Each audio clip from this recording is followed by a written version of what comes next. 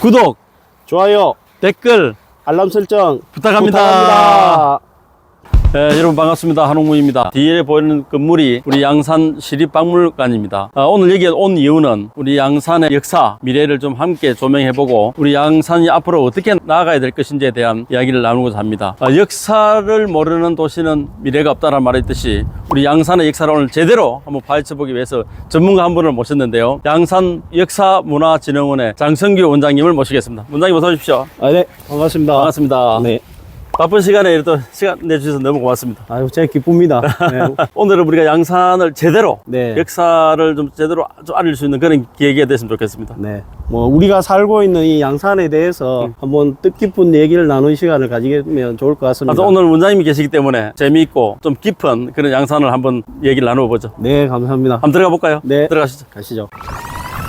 원장님 여기는 이제 우리 역사실로 되어 있는데요. 네. 여기는 어떤 역사 문화들이 지금 전시가 되어 있죠? 이 양산의 선사시대 역사부터 시작을 하거든요. 그래서 최소한 2000년 이상의 역사를 양산이 가지고 있다는 것을 여기 유물들을 통해서 알 수가 있습니다.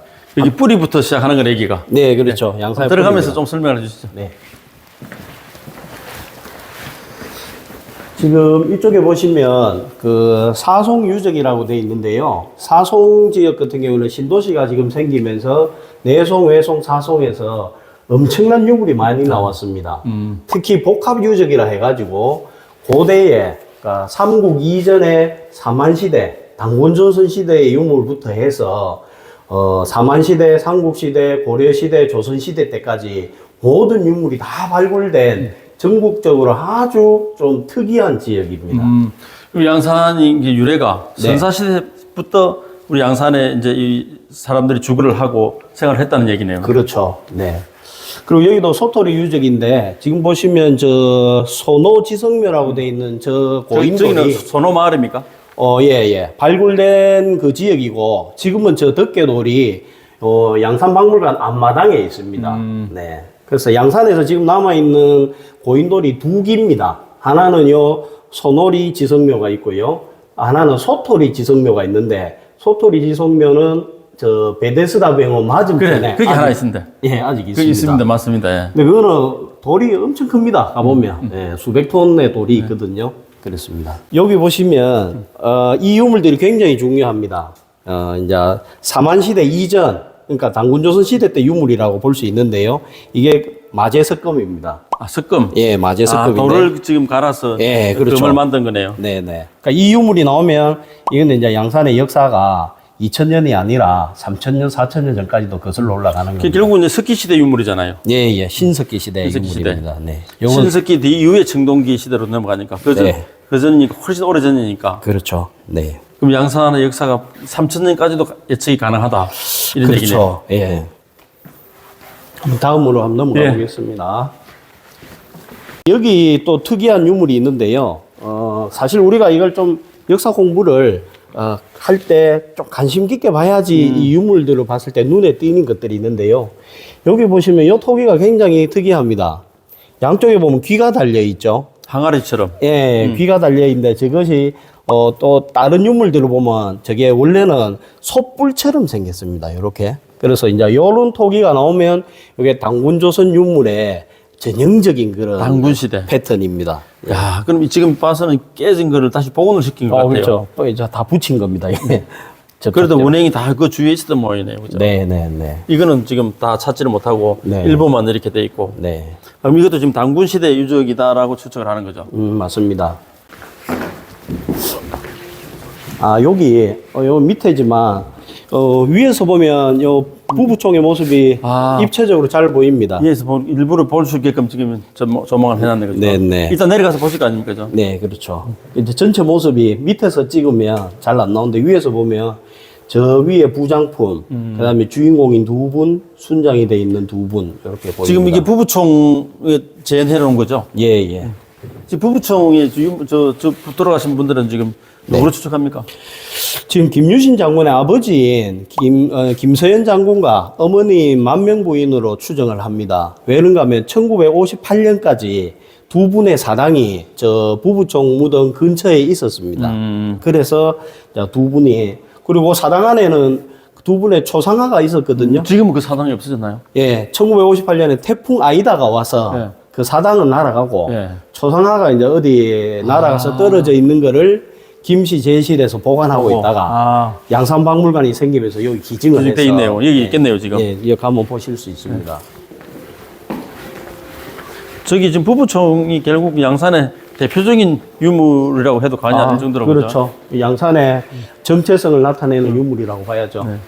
여기는 지금 가야진사라고 써 있는데 가야진사 관련 이제 유물이 있는 것입니다. 네, 맞습니다. 근데 여기 이 코너도 굉장히 이제 양산의 그런 정체성을 나타내는 데 있어서 특별한 공간인 것이, 공식 호칭에 가야진이라고 들어가 있습니다. 네네네. 그러니까 가야라는, 그때 당시에 국가의 나루터로 사용되었고 그것을 기리기 위해서 사당을 지어서 제사를 지냈는데 그것이 가야가 망한 이후에도 오늘날까지도 이렇게 지속이 돼 있는 거죠. 지금 운동면 용당리에 있는 그 가야진사 말씀하시는 거죠? 예. 한 1500년 정도의 역사를 갖고 있다고 봐야 됩니다. 아니, 거기 옛날에는 이제 임금이 직접 와서 제를 지냈다는 얘기를 들었는데 맞습니까? 네, 그렇죠. 네. 한번 안에 잠깐 들어갈까요? 들어볼까요? 네. 가야진 용신제, 가야신사 네. 유물 전시 안쪽으로 들어왔는데요. 그렇게 규모가 크지는 않지만 오물조밀하게 이렇게 가야진사에 대한 내용을 볼 수 있을 것 같습니다. 그 현재 출토되는 유물들은 사실은 가야 시대 때의 유물들은 적습니다. 대부분 그 이후의 유물들이고요. 이게 저도 이 가야진 용신제 할 때 시의장 할 때 그 재간으로 네, 같이 제를 지낸 적도 있습니다. 네.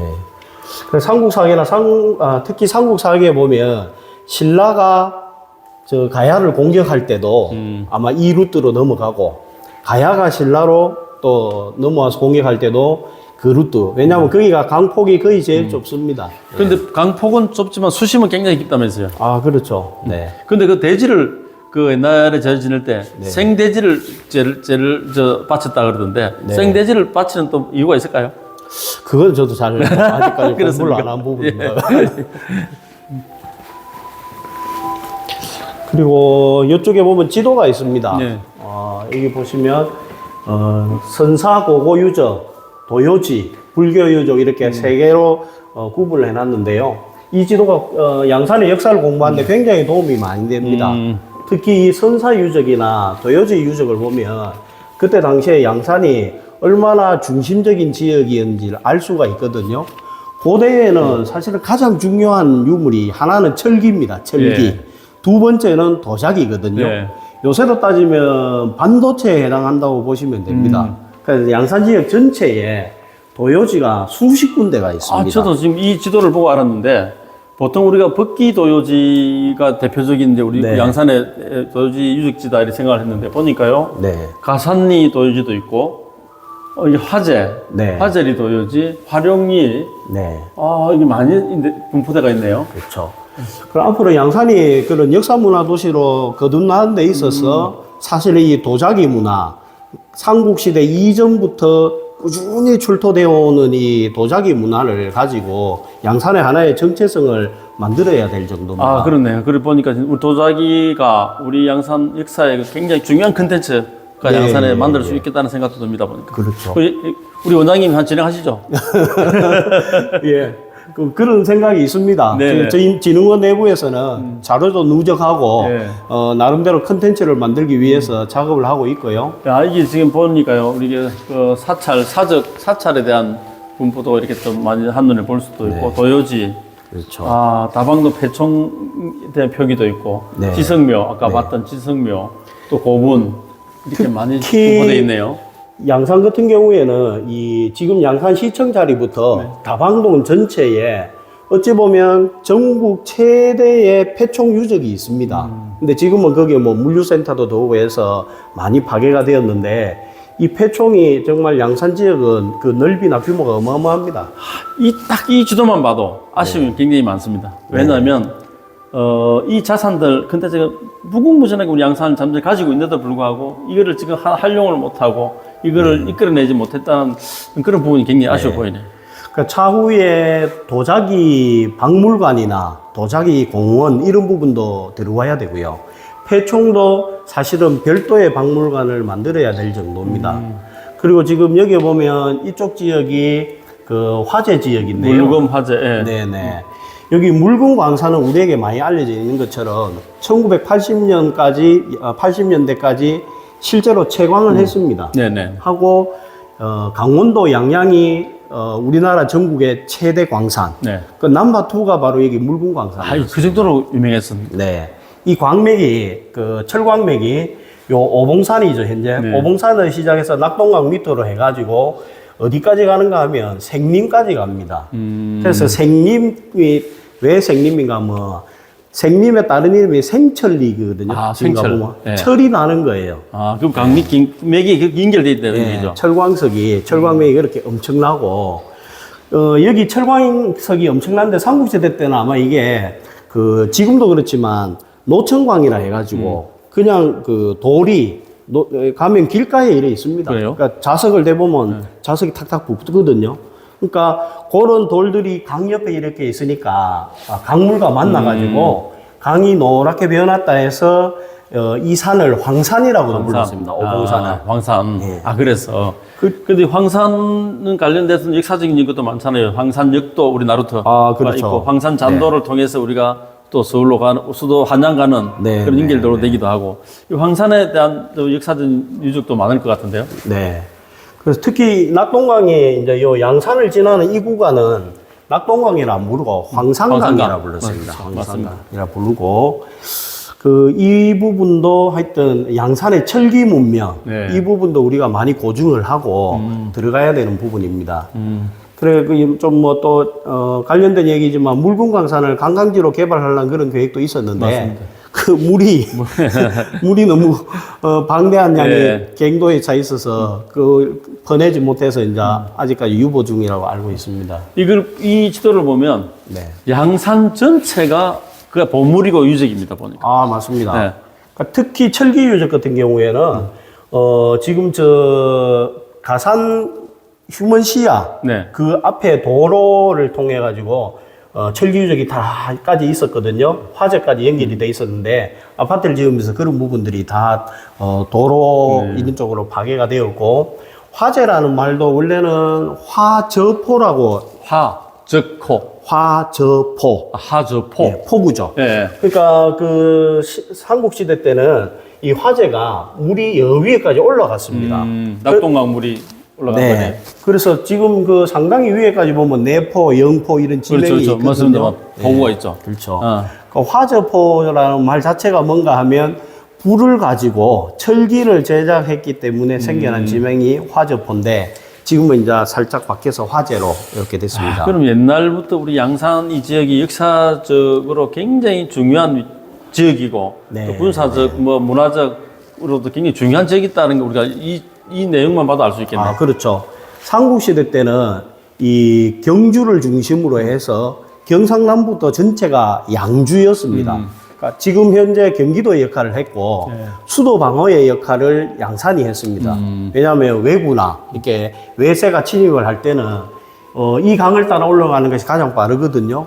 왜냐하면 배가 통도사 너머까지도 갔습니다. 실질적으로. 양산천을 따라서. 네네네. 그러니까 삼국시대 때는 뭐 말할 것도 없고요. 고려시대 때도 다른 지역에는 목사가 파견이 됩니다. 그러니까 행정관이 파견이 되는데 현재 양산 지역인 양주와 울주 지역에는 방어사라고 해서 군인 사령관이 파견이 더 되어서 높은 직급입니까? 예, 찍혔죠. 예. 지금 뭐 우리 직제하면 어느 정도 위치입니까? 지금 방어사라고 하면은 뭐 조선 시대로 따지면 삼도수군 통제사 밑에 있는 그 뭐 전라자수영, 경상우수영이 있잖아요. 그러면 경상우수사 정도의 위치가 되겠죠. 예. 네. 아, 굉장히 그 높은 직급이 와서 이제 관리를 했다 하는 자체는 그만큼 지역이 중요하다. 네, 그런 네, 걸 이제 우리가 예측할 수 있겠네요. 네. 알겠습니다. 와, 이렇게 좀 보니까 좀 한눈에 들어오기도 하고 시각적인 그 효과가 있어서 아주 착착 들어오는데요. 네. 저도 이 지도를 올 때마다 보는데 네. 참 여러 가지 배울 게 많고 여러 가지 생각을 합니다. 네. 고맙습니다. 야, 드디어 이제 우리가 금조총으로 왔습니다. 네네. 우리 양산 역사의 심장이라고 네. 할 수 있는 금조총인데요. 여기는 이제 우리가 앞으로 더 이야기할 게 우리 좀 많겠습니다. 네네. 한번 들어가 보시죠. 네. 그 금조총은 지금부터 약 30년 전에 그 동아대 박물관에서 발굴을 했습니다. 그래서 양산 지역에 고분이 너무 많은데 그거를 발굴하기 전에 시범적으로 발굴을 해본 무덤이 금조총이었거든요. 그렇습니까? 왜냐하면 위에 봉토도 다 날아가고 거의 뭐 그냥 작은 그냥 언덕처럼 돼 있어서 부부총 밑에 있는 거죠. 네네. 시범적으로 발굴을 했는데 그때 당시에 학자들이 깜짝 놀랐죠. 왜냐하면 거기서 나온 유물 수준이 예. 규모와는 다르게 너무나 엄청난 유물들이 나온 거예요. 그러면 원장님, 네. 이 금조총이 나온 이 유적지는 네. 그 1920년 일본에서 발굴했을 때 일제시대 때 네네. 거기에서 제외되셨던 겁니까? 아, 그렇죠. 그때는 아마 눈에 안 띄었을 겁니다. 이게 그냥 뭐, 그냥 조그만 언덕이구나, 요렇게 생각을 해서. 네. 그때 일본에서 이제 해서 다 가져갔지 않습니까? 네네. 근데 남아있어서 다행히 이제 우리가 보관하고 있는 거네요. 그렇죠. 예. 너무 규모가 작으니까. 예. 아, 저기 보면 알겠네요. 네. 금조총 위치가 나와 있네요. 예, 예. 예. 아, 여기가 보니까 지금, 여기 밑에 조그마한 무덤이 네네. 부부총 밑에. 네. 아, 그렇구나. 근데 이제 가끔 인터넷이나 여러 가지 책자에 보면 여기를 금조총으로 잘못 안내를 하는 그런 부분이 있습니다. 근데 여기입니다. 여기입니까? 네. 그럼 옛날에 여기 이 부근에 어디 그 아까 네. 김서현 장군 사당이 있었다 했잖아요. 네. 인근에 어디 있었겠네요. 뭐 위치까지는 고증을 제가 못했지만 결국 주택이 들어서 있는 여기 어디가 아닌가 이렇게 추측을 합니다. 네. 이따 여기 도 올라가 보실 거죠? 예, 한번 가봐야죠. 네. 네.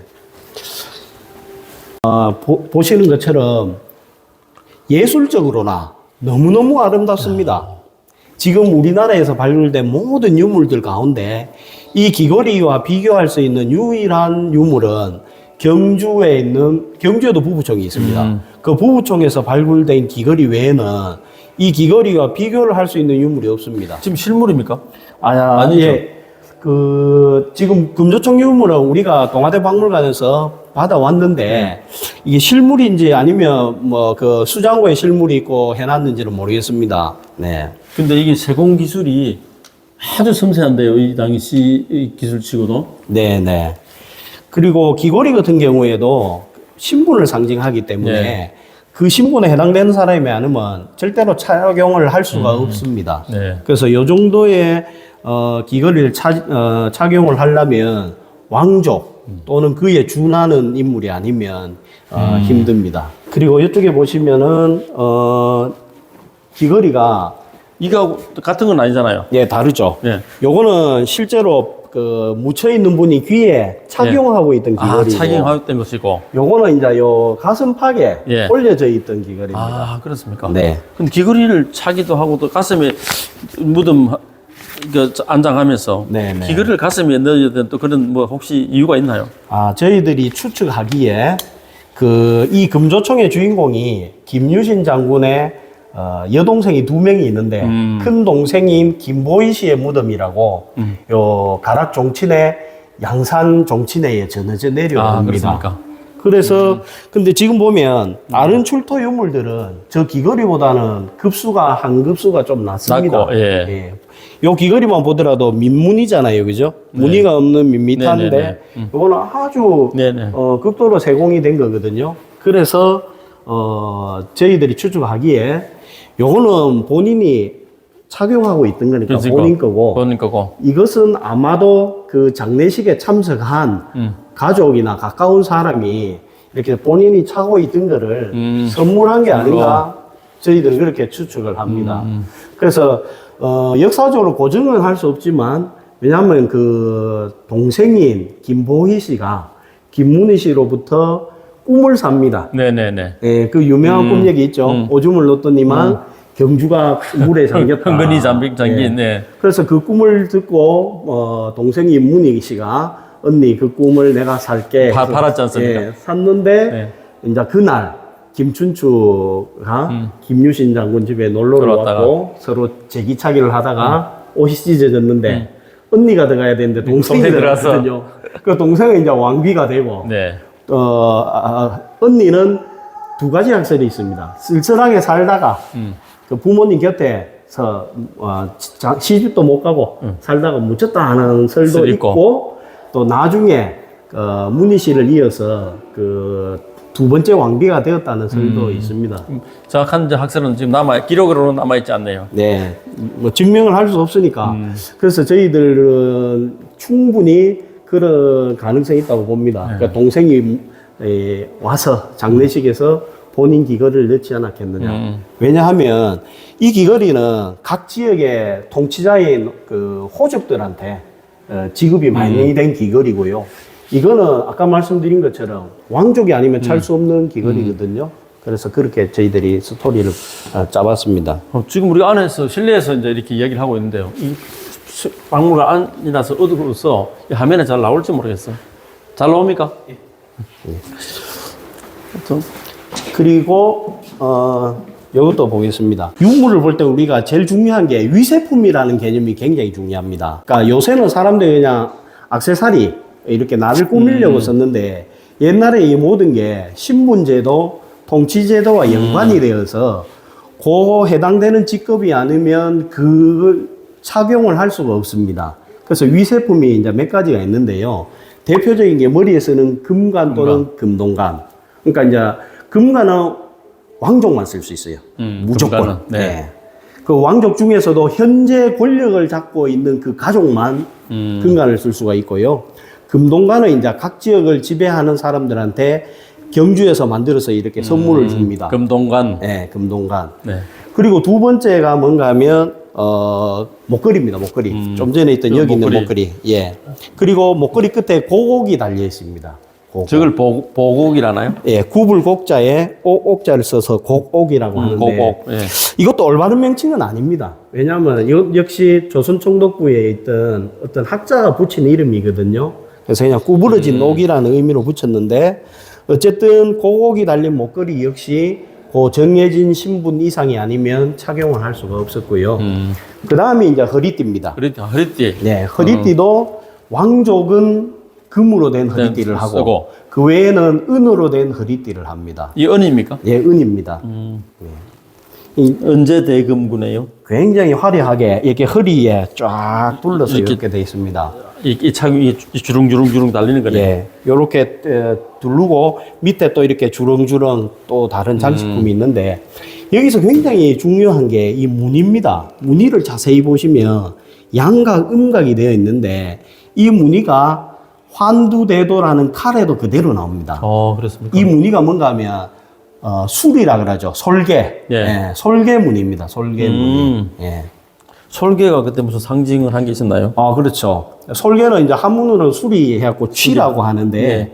병권을 가지고 있는 사람을 상징합니다. 오케이. 예. 그래서 저 통도사가 있는 영취산도 예. 불교식으로 지금은 영축산이라 부르는데 원래는 그게 취산입니다. 영취산이었죠. 예, 독수리를 닮아서 취산. 이게 지금 이제 금세다리. 네네. 예. 한국에서 유일할 뿐만 아니라 세계적으로도 유일합니다. 금으로 된 세다리. 이게 동아대 박물관에 있지 않고 김해 박물관에 있나요? 아닙니다. 동아대 박물관에서 예. 1990년에 발굴을 해가지고 예. 갖고 있다가 이제 저희가 재작년, 그러니까 2023년 10월 5일 날 예. 다 양산박물관으로 그걸 받았습니다. 그럼 영구적으로 한 겁니까? 임대 형식입니까? 영구적으로. 영구적으로. 근데 이제 모든 이런 옛날에는 문화재라 그랬는데 요새는 국가유산이라 부르거든요. 국가유산은 공식적인 소유는 국가입니다. 그리고 우리는 이제 임대 보관 전시만 하는 겁니다. 제가 이제 그 양산시의원 2010년도에 처음 당선되고 나서 네네. 이제 제일 첫 이제 발언을 했던 것이 양산 유물에 관련된 내용이었거든요. 네네. 그 당시에 자료 준비를 하면서 동아대 박물관에 가서 제가 이걸 보고 왔었거든요. 그 당시에는 동아대 박물관에 있었죠. 네, 맞아요. 2010년도. 네. 예. 2년 전에 갖고 왔으니까. 그렇죠.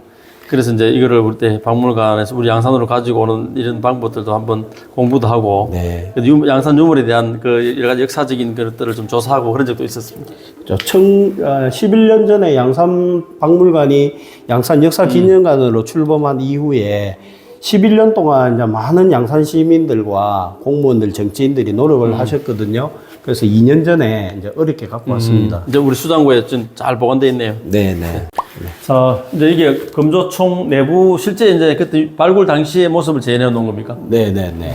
보면 부장품은 토기 중심에서 머리만 돼 있고요. 네. 나머지는 이제 그 착용한 모습 그대로 이렇게 쭉 돼 있는데, 네. 아, 여기 이제 아까 이야기했던 그 귀걸이, 네, 그 네. 가슴 부위에 있네, 그죠? 네. 허리띠가 있고, 그죠? 네. 그냥 특이하게 여기 다리미가 출도가 됐습니다. 청동초두라고 부르는데, 용도는 다리미로 쓰지 않았나, 이렇게 학자들이 추측을 하고 있거든요. 여기 위에 보면 새 모양이 되어 있습니다. 그래서 저 새 모양과 여기서 출된된 금으로 된 새 다리 두 개가 서로 조금 같이. 연관성이 있는 거죠. 이게 지금 부부총 내부하고는 보다는 이제 조금 이제 신분 차이가 좀 나는 그런 인상을 주네요. 비슷합니다. 비슷합니까? 유물의 종류로 보면 동급입니다. 네. 그렇습니까? 여기는 좀, 네. 이 금조총에는 이제 순장의 흔적은 보이지 않네요. 예, 그 피장자 한 명만 네. 묻혀 있고요. 네. 여성으로 추정을 추정되고. 합니다. 예.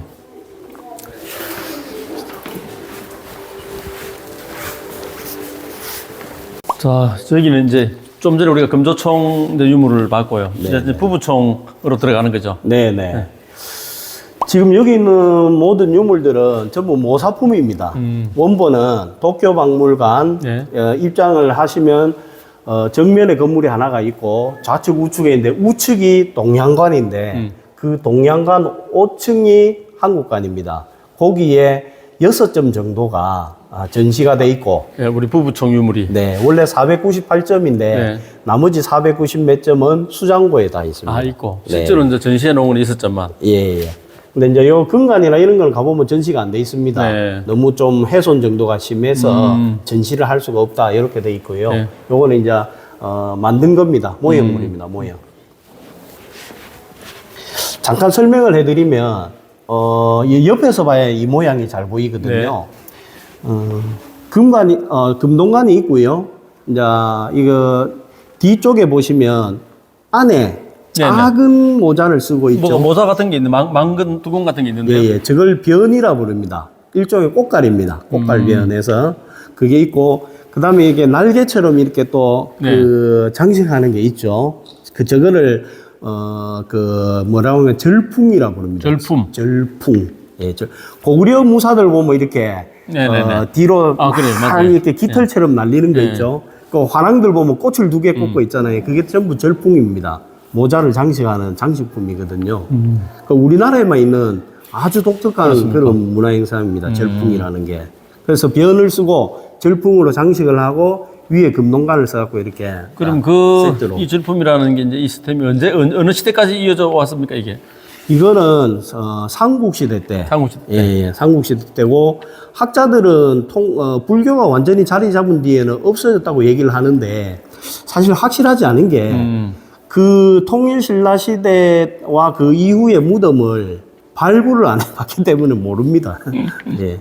그래서 다만 이제 불교식으로 검소해졌다. 그래서 이후에는 근간을 안 썼다. 이렇게 얘기를 할 뿐인데 대부분의 근간이 다 옛날 그 일제강점기 때 발굴된 게 많습니다. 네.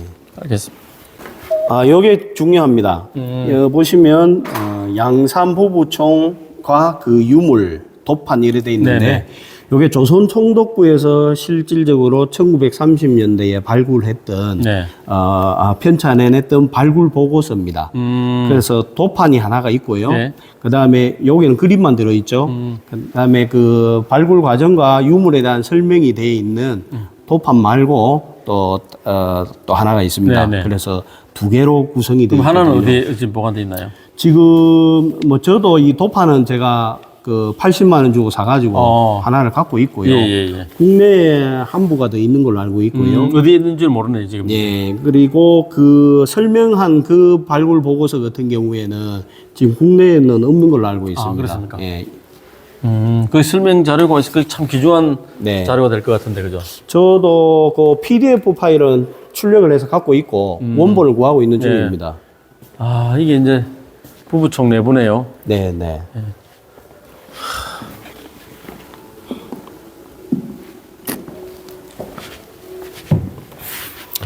지금 세 명이 그 순장이 돼 있는데요. 네. 지증왕 때 순장이 금지되었기 때문에 네. 지증왕 이전의 무덤이라는 학설이 있습니다. 네. 근데 이제 경주 지역 같은 그런 지역은 뭐 왕명이 바로바로 행해지는지 몰라도 외곽으로 갈수록 사실은 그런 부분들이 특히 이 묘제는 잘 안 바뀌거든요. 네. 그래서 꼭 그거 가지고 지증왕 이전의 무덤이다라고 얘기하기는 단정 짓기는 어렵고요. 왜냐하면 지금 그 근간이 출토되는 경주에 있는 무덤들 같은 경우에 순장돼 있는 무덤이 한 개 빼고 나머지는 없습니다. 그렇습니까? 근간은 많이 출토가 되는데 순장이 안 돼 있거든요. 그러면 이제 그 학자들의 얘기대로 하면 지증왕 때 순장이 금지가 되었으니까 그 무덤들은 지증왕 이후의 무덤이어야 되는데 네. 모든 학자들 얘기가 그 무덤들은 지증왕 이전의 무덤이다라고 얘기를 하거든요. 그래서 사실은 지증왕이 순장을 금지했다는 그런 구절이 삼국사기에 한 줄 딱 나오지만 그것 때문에 절대적인 기준으로 삼을 수는 없습니다. 지금 이 부부총 안에 실제 이제 무덤 크기가 이 정도 사이즈가 되나요? 네, 예, 맞습니다. 근데 좀 특이한 게 좀 바닥에는 네. 돌로 이렇게 자갈로 이렇게 그 깔아놨네요. 네. 그 일제 강점기 때 조선 총독부가 이 무덤을 왜 발굴을 했는가 하면은요. 지금은 건물도 많이 생기고 해가지고 이 무덤이 뭐 크게 잘 안 보이지만 네. 그때 당시에는 양산 지역에 딱 보면 막 유일하게 우뚝한 거예요. 우뚝 서서 있으니까. 그래서 발굴을 했거든요.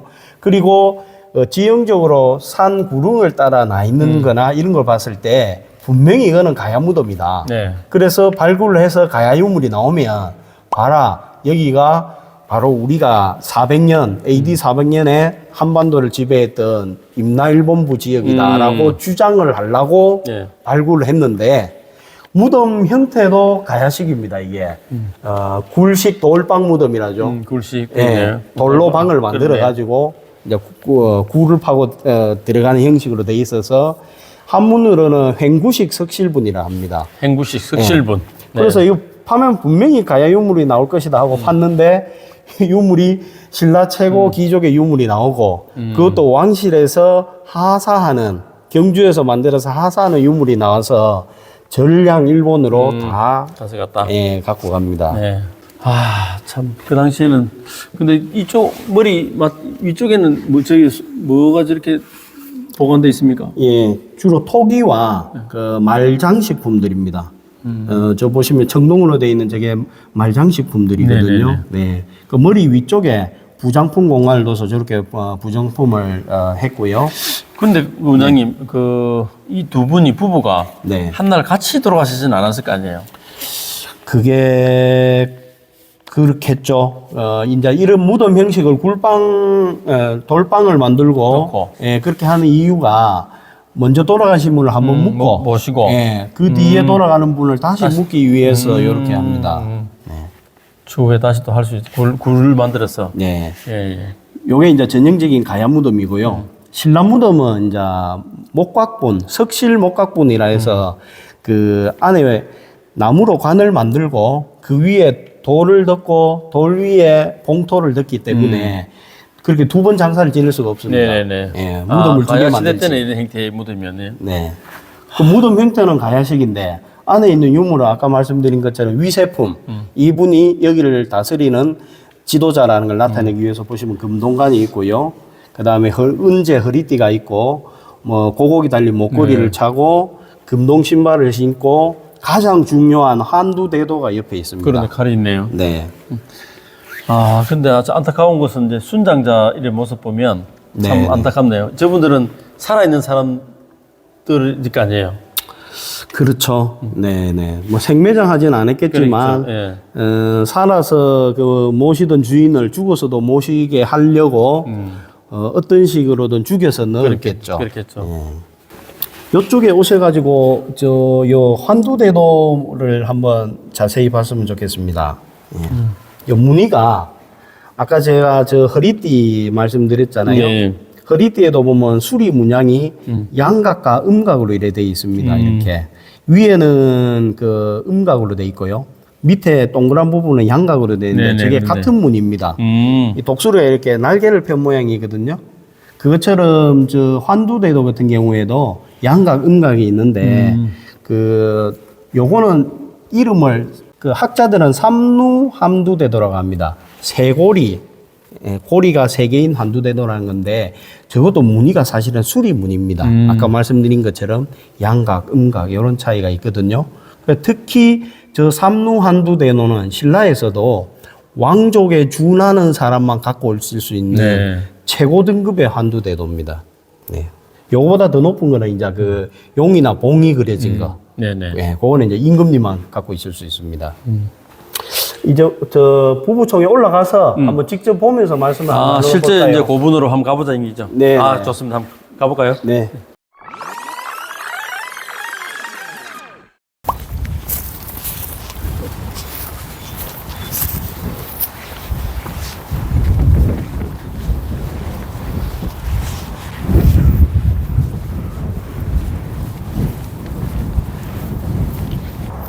예, 지금 보시는 이 고분이 부부총입니다. 여기. 네.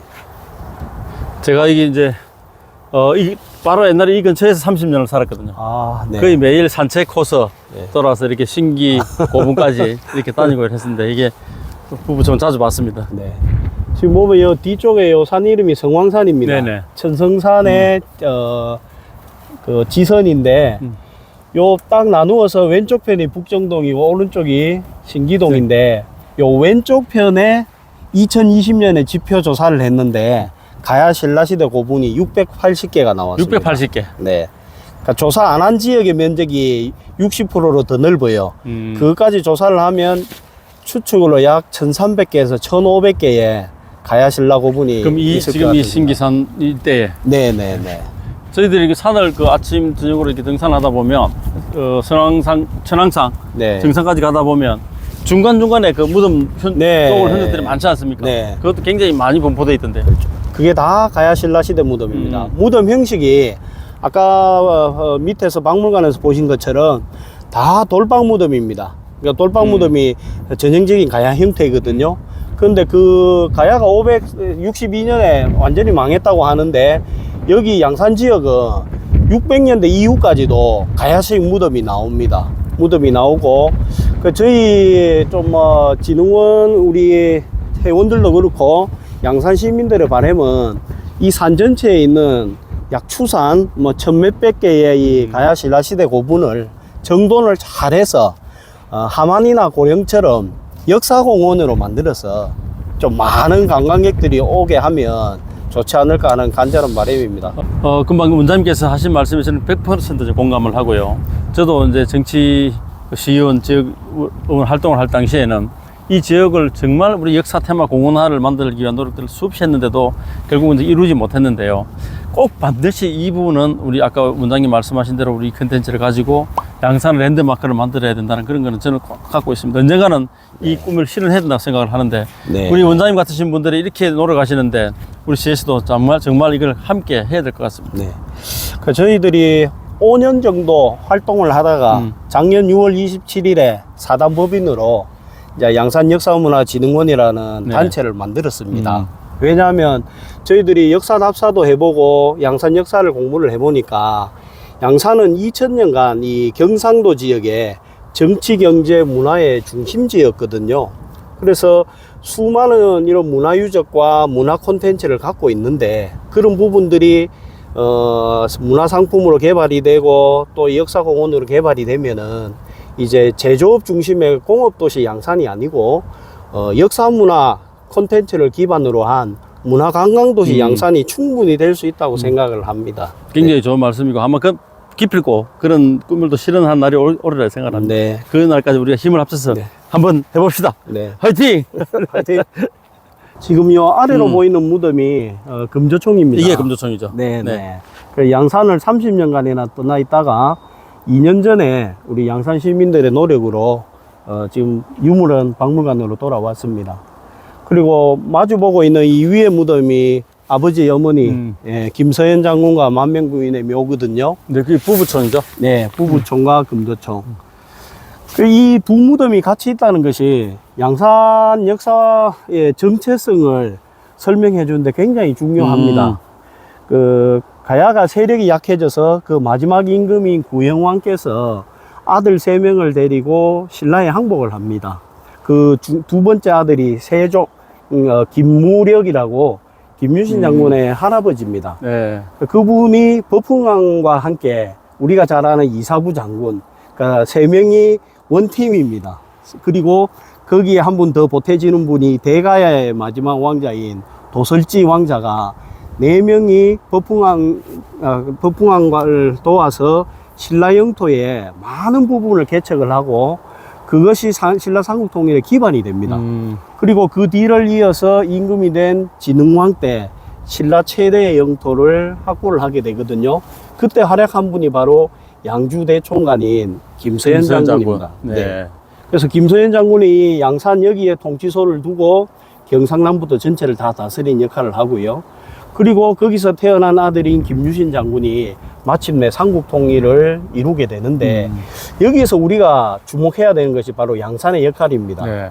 그러니까 구영왕의 아들인 김무력 장군과 그 아들인 김서현 장군, 김유신 장군 3대에 걸쳐서 가야 문화를 신라 문화와 융합시키는 작업을 하는데 그 작업이 바로 이 양산에서 일어납니다. 아, 역사적인 의의가 굉장하네, 그죠? 네. 그러니까 양산은 지역 자체도 신라와 가야의 접경 지역이지만 문화 자체도 신라 문화와 가야 문화가 융합이 되어 있습니다. 그 이 무덤 예로 들어도 형태나 구릉을 따라 있는 이런 지형적인 요소나 내부의 불빵 무덤이라는 무덤의 요소는 가야 형태인데 예.